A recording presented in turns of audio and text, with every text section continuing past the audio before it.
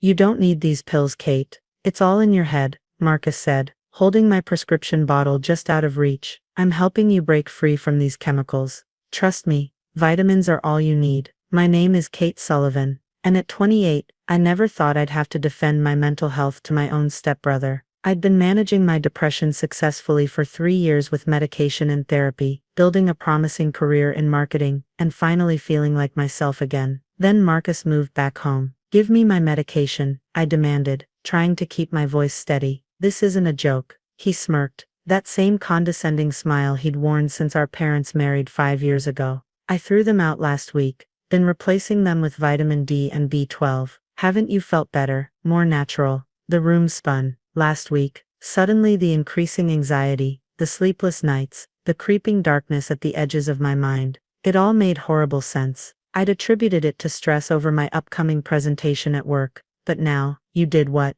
My voice cracked. Marcus, those medications are prescribed. You can't just help my stepsister. Mom and George think it's great that I'm looking out for you. They agree you've been dependent on these pills for too long. My father, George, had always been uncomfortable with my depression diagnosis. He'd married Marcus's mother 2 years after my mom died, and somehow, his new perfect family didn't have room for mental health issues. The presentation is tomorrow, I whispered, feeling the panic rise. I need my medication, please. Marcus pulled out his phone, opening the camera. Tomorrow will prove I'm right. You're stronger than you think, Kate. Once you get through it without these crutches, you'll thank me. I rushed to the bathroom, searching the cabinet frantically. Empty prescription bottles stared back at me. How had I not noticed the pills looked different? But they were the same size, same color. Marcus had planned this carefully. That night was hell. Without my medication, every fear about tomorrow's presentation amplified. I was leading a pitch to our biggest potential client,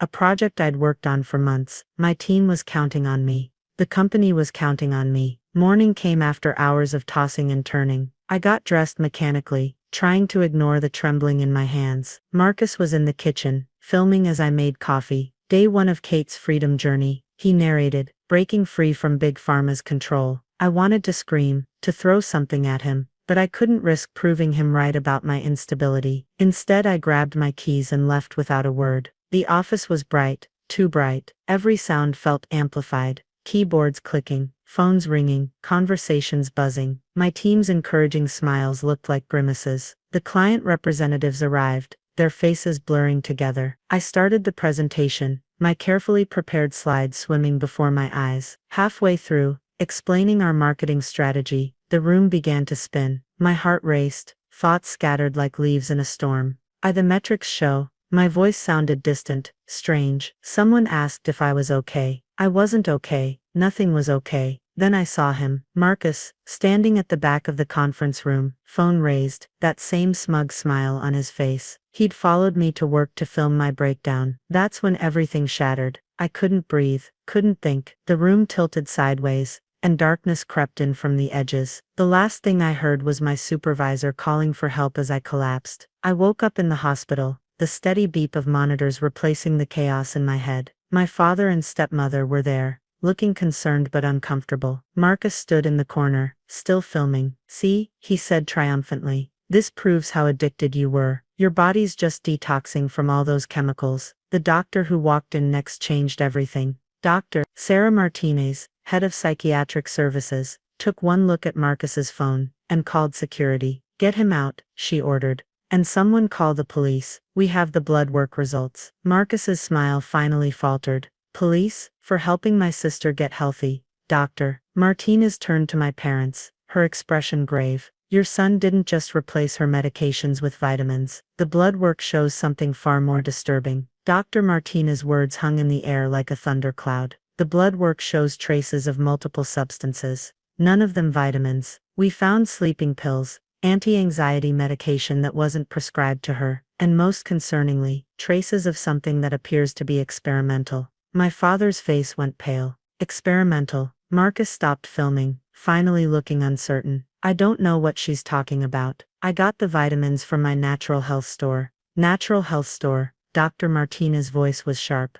Mr. Sullivan, your son has been systematically poisoning your daughter with a dangerous combination of medications. The vitamins he gave her contained compounds that aren't even legally available in this country. Security arrived to escort Marcus out, but he fought against them. You don't understand. I was documenting her recovery. I have a whole YouTube channel planned. Breaking free from Big Pharma. Kate was going to be my first success story. I lay there, trying to process what I was hearing. Marcus hadn't just taken away my prescribed medication. He'd been experimenting on me for social media content. My stepmother burst into tears. There must be some mistake. Marcus runs a wellness blog. He studies alternative medicine. He wouldn't, Mrs. Sullivan. Dr. Martinez interrupted. Your son ordered unregulated substances from overseas. We've already contacted the FDA. This isn't about alternative medicine. This is about deliberately endangering someone's life for internet fame. The police arrived shortly after, taking statements and evidence. They confiscated Marcus's phone,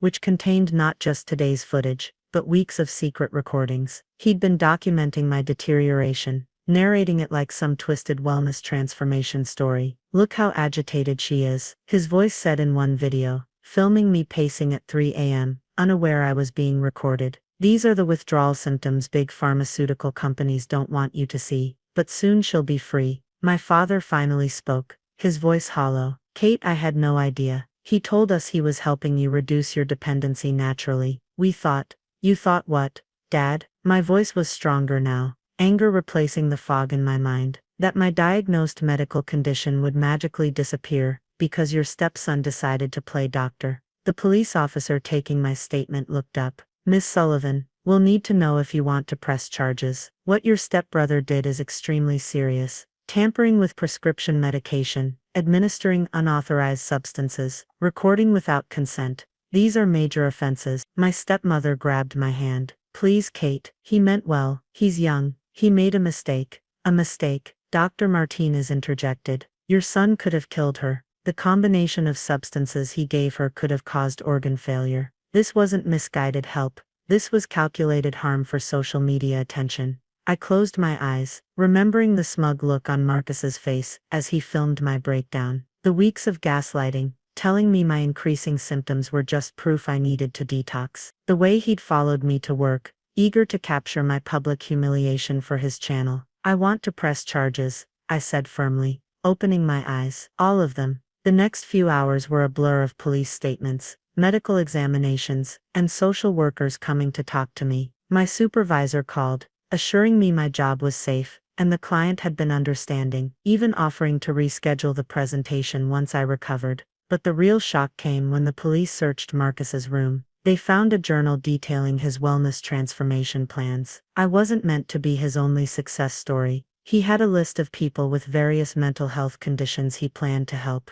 all while documenting their recovery for his growing social media platform. This goes beyond reckless endangerment, the detective told us. This shows premeditation and intent to harm multiple people. Your stepbrother is looking at serious criminal charges. My father and stepmother sat in stunned silence as the evidence mounted. The natural health store Marcus claimed to get the vitamins from didn't exist. Instead, they found receipts for cryptocurrency purchases from dark web pharmaceutical sites. Everything had been carefully planned. Dr. Martinez started me on a proper medication schedule to safely restore my prescribed treatment. Recovery will take time, she explained. Sudden withdrawal followed by unknown substances has put tremendous stress on your system. But we'll get you back on track. As I lay in the hospital bed that night, my phone lit up with a notification. Despite everything, Marcus had managed to upload a video before his arrest. The thumbnail showed me collapsed in the conference room, with the title Big Pharma Exposed. Watch what happens when mental health medication shows its true colors.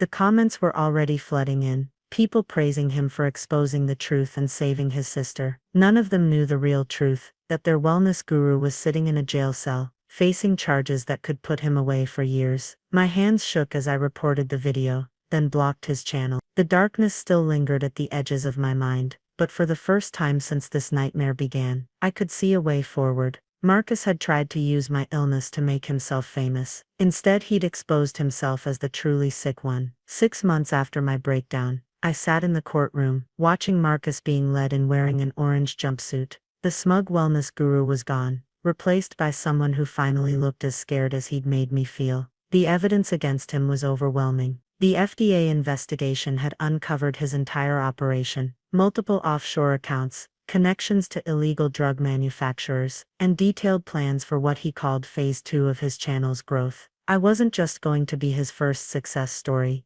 I was meant to be his proof of concept. The defendant systematically poisoned his stepsister with dangerous combinations of unregulated substances, the prosecutor stated. He recorded her deteriorating mental state without consent, planned to profit from her suffering, and had similar plans for other vulnerable individuals. Marcus's lawyer tried to paint him as a misguided young man who genuinely wanted to help people, but the journal entries they found told a different story. Day 15. Kate's showing increased anxiety, perfect for views. Tomorrow I'll switch to the stronger compound, should get some good footage. Day 22. She's barely sleeping, keeps calling her doctor but I intercepted the messages. Need to film her breakdown soon before she figures it out. My stepmother cried throughout the proceedings. My father sat stone-faced, his hand gripping mine tightly. The family that had once dismissed my mental health struggles was finally facing the reality of what their denial had enabled. When it was my turn to give my victim impact statement, I stood steady. My properly regulated medication helping me maintain the clarity I'd been robbed of. My stepbrother didn't just take away my medication, I began. He took away my agency, my stability, and my trust. He filmed my suffering like it was entertainment. He planned to do this to others. This wasn't misguided help, it was calculated cruelty for internet fame. Marcus wouldn't meet my eyes as I spoke. His YouTube channel had been terminated. His wellness blog shut down, but screenshots of his video titles were displayed as evidence. Watch Big Pharma's lies exposed live.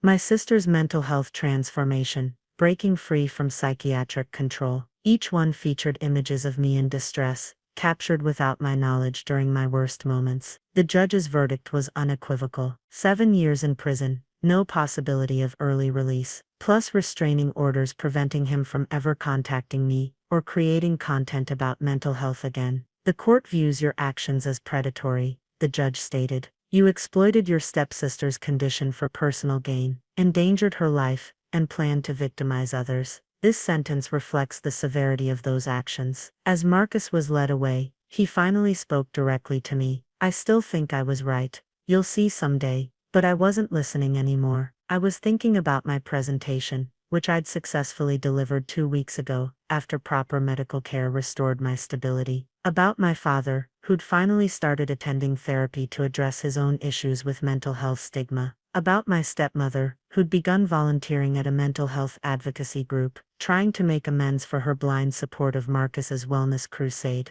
Most importantly, I thought about the message I'd received from one of Marcus's planned future victim, a young man with anxiety, who'd been following the natural wellness blog. The court proceedings had opened his eyes to the danger of unregulated treatments. He was now getting proper medical care, instead of falling prey to Marcus's scheme. 1 year later, I stood at a mental health awareness conference, sharing my story with others. The scars were still there, but they'd become part of my advocacy. My breakdown video, which Marcus had intended to use as propaganda, was now used in medical schools as an example of the dangers of medication tampering and mental health exploitation. Mental health recovery isn't about breaking free from medication, I told the audience. Sometimes it's about accepting help, whether that's therapy, medication, or both. Don't let anyone shame you for taking care of your mind. My father sat in the front row, nodding. After the event, he hugged me tightly. I'm sorry I ever doubted you, he whispered.